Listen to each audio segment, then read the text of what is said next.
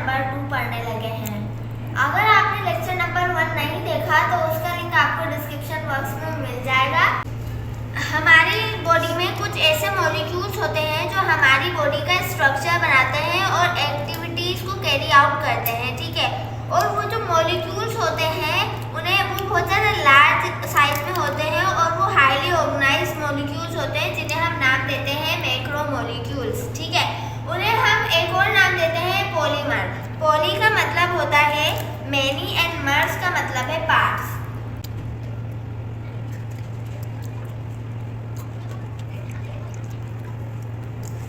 Poly means many and MERS mean part. मतलब वो जो पॉलीमर है, मतलब वो जो मैक्रोमोलिक्यूल या पॉलीमर है वो बहुत सारे पार्ट्स से मिलकर बना है, जो बहुत ज़्यादा मैनी है, मतलब बहुत ज़्यादा तादाद में है। और वो कैसे हैं? पार्ट्स हैं, छोटे छोटे, जैसे कि 1 2 3 4 5 ये एक पार्ट है और ये ज्वाइंट होके क्या बना रहे हैं? एक पॉलीमर बना रहे हैं।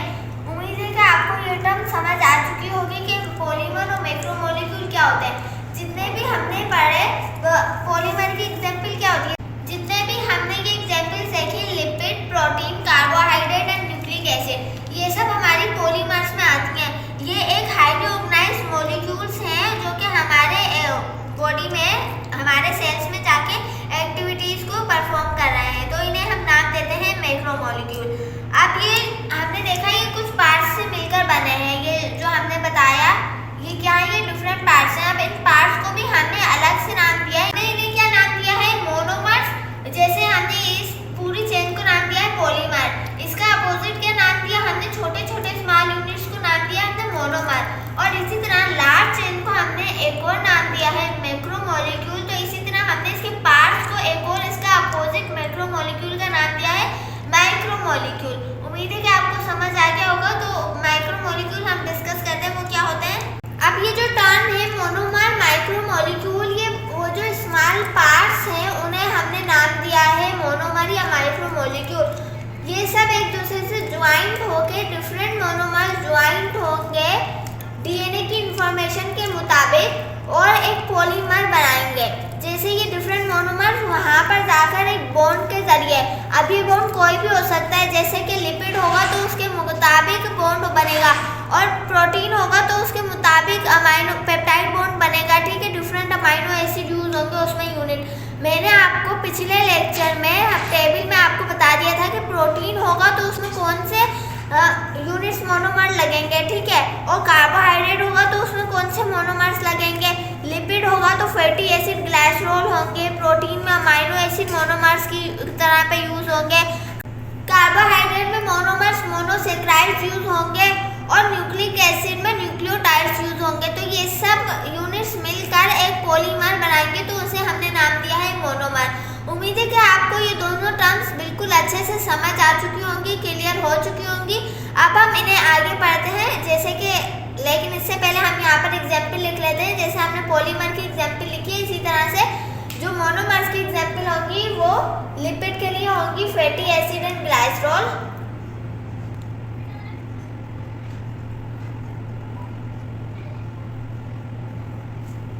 प्रोटीन आएगा तो उसके लिए अमाइनो एसिड होंगी। कार्बोहाइड्रेट में मोनोसेक्राइड,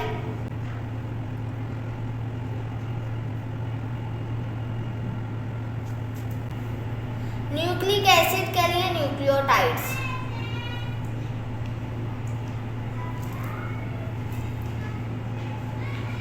तो ये थी हमारे मोनोमर्स की एग्जाम्पल्स, ठीक है। अब हम ये देखते हैं कि जब पॉलीमर टूटता है तो वो कैसे टूटेगा, और जब पॉलीमर बनेगा मोनोमर से तो पॉलीमर की सिंथेसिस कैसे होगी और मोनोमर की सिंथेसिस कैसे होगी, हम ये अपने नेक्स्ट टॉपिक में भी पढ़ते हैं। अब हमारे पास नेक्स्ट टॉपिक है कंडेंसेशन। कंडेंसेशन का मतलब है कि दो मोनोमर्स को ज्वाइन होके एक लॉन्ग चेन बना देना, ठीक है। बहुत सारे मोनोमर्स इसे ज्वाइन होते जाएंगे और एक लॉन्ग चेन बनती जाएगी। ये प्रोसेस कैसे होगा, इस प्रोसेस को हम नाम देते हैं कंडेंसेशन। तो अब हम पढ़ने लगे हैं कि कंडेंसेशन कैसे होगी। ये दो मोनोमर ज्वाइन होके एक डायमंड कैसे बनाएंगे। डाई का मतलब है टू, मतलब ये दो मोनोमर ज्वाइन होके एक दो कोई चीज़ बना दो, उस चीज़ को हम नाम देंगे डायमर। तो हम ये देखते हैं कि अब डायमर कैसे बनता है। सबसे पहले तो ये कि इस प्रोसेस में जो मोनोमर्स होंगे वो ज्वाइन होंगे एक दूसरे से। कैसे कि इसमें से ये एक मोनोमर से एक OH निकलेगा और एक मोनोमर से एक H निकलेगा, तो इन दोनों के दरमियान क्या बन जाएगा, एक बॉन्ड बन जाएगा। ठीक है। अच्छा, इसका दूसरा नाम होता है also called as dehydration synthesis, also called as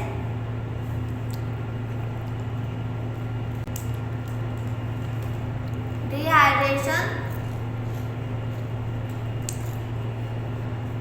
synthesis. इसे डिहाइड्रेशन सिंथेसिस क्यों कहते हैं? सबसे पहले हम जब कोई भी बायो में टर्म पढ़ते हैं तो हमें उसे तोड़कर सीखना चाहिए। डी का मतलब है रिमूवल, हाइड्रेशन H2O, सिंथेसिस बनना, फॉर्मेशन। मैंने अभी आपको बताया कि जब दो मोनोमर्स हैं, इस मोनोमर का ये OH रिमूव होगा और इसका ये H रिमूव होगा, और इधर ये यहाँ पे ये H और यहाँ से OH निकला तो इन्होंने अपनी जगह खाली की, तो यहाँ पर एक बॉन्ड बनना शुरू हो जाएगा, जैसे कि आप वहाँ पर देख सकते हैं। यहाँ से OH निकलेगा और यहाँ से H निकलेगा, तो यहाँ पर एक बॉन्ड सिंथेसिस होना शुरू होगा। आप वहाँ पर देख सकते हैं कि ये वाले मोनोमर से OH निकल चुका है और ये वाले मोनोमर से H निकल गया है, और इन दोनों की जगह पर एक बॉन्ड बन चुका है। ठीक है, और ये एक डायमर बन गया है। अब ये जो हमने रिमूवल किया है, ये आगे OH और H निकला है, ये आगे जाके बना देगा वाटर। तो हमें पता चला जब दो मोनोमर ज्वाइन हुए तो उन्होंने बॉन्ड बनाने के लिए एक वाटर रिमूव किया। ठीक है, तभी हमने इस प्रोसेस को नाम दिया डिहाइड्रेशन सिंथेसिस।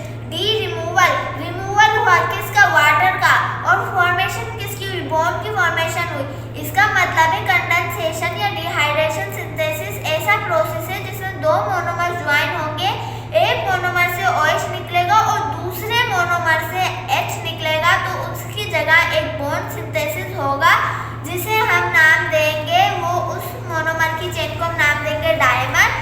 और इसकी ऐसे ही बहुत सारे मोनोमर्स आके लगते जाएंगे और चेन लंबी होती जाएगी, और इस प्रोसेस को हमने डिहाइड्रेशन सिंथेसिस इसलिए नाम दिया क्योंकि इसमें रिमूवल हो रहा है वाटर का और फॉर्मेशन हो रही है बॉन्ड की।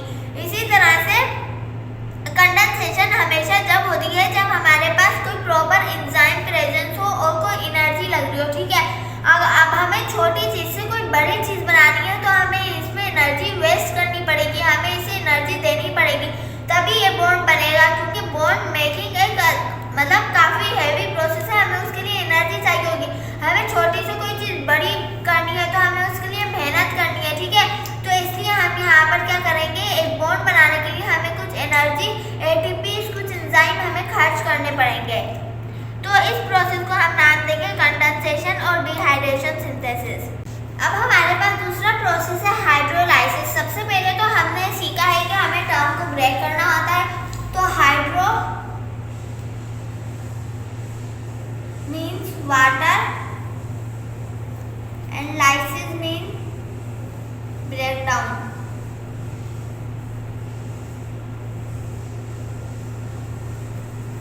इस टर्म को तोड़ने से हमें पता चल गया कि ये एक ऐसा प्रोसेस है जिसमें हम क्या करेंगे, वाटर का ब्रेक डाउन करेंगे। ठीक है, अब हम कैसे वाटर को ब्रेक डाउन करेंगे और हम कैसे एक पॉलीमर को, ये पॉलीमर है ना, एक लॉन्ग चेन है, इसे हमने तोड़ दिया दो में, हम कैसे पॉलीमर से मोनोमर बनाएंगे, हम ये सीखेंगे इस टॉपिक में। ठीक है, तो सबसे पहले इसमें ये है, ये एक ऐसा प्रोसेस है जिसमें मैक्रोमोलिक्यूल या पॉलीमर ब्रेक डाउन होगा उसके सब यूनिट में या मोनोमर में।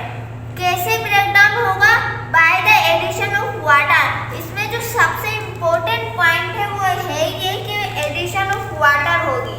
टॉपिक का सबसे इम्पोर्टेंट स्टेप जो है वो ये है कि एडिशन ऑफ वाटर होगी, तो एक पॉलीमर मोनोमर में टूट जाएगा एडिशन ऑफ वाटर से। अब हम देखते हैं कैसे। हमने पहले कंडेंसेशन में देखा कि एक मोनोमर से OH और दूसरे मोनोमर से H निकल के वो वाटर बना रहे थे।